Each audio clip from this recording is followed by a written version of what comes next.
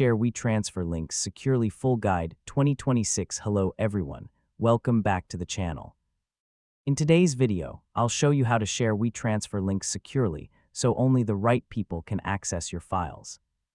If you regularly send important documents, photos, or videos, these security tips will help protect your files. Let's get started. First, open your web browser and go to the WeTransfer website. Sign in to your account if you have one. While you can share files without signing in, using an account gives you more security features and better control over your transfers. Now click Upload Files and select the files you want to share from your computer. Wait for the upload to finish completely before moving to the next step. After your files are uploaded, choose the *Get Transfer Link ** option instead of sending directly by email if you want to share the link manually. WeTransfer will generate a unique download link for your files. Before copying the link, open the transfer settings. If you're using a paid WeTransfer plan, enable extra security features such as * password protection and set an * expiration date for the transfer. These options prevent unauthorized people from downloading your files after a certain time or without the correct password. Next, copy the download link.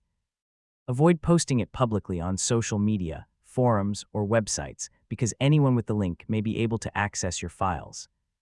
Instead, send the link through trusted communication methods such as a private email, secure messaging app, or your company's communication platform.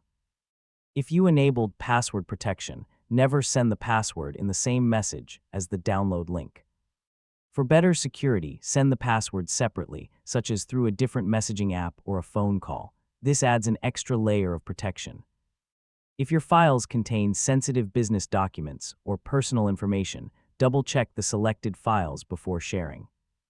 Accidentally uploading the wrong file can expose private information, so it's always worth taking a few extra seconds to review everything. After sharing the link, monitor your transfer if your plan includes download tracking. If you notice unexpected activity or realize you shared the wrong files, delete the transfer immediately and create a new one with updated security settings.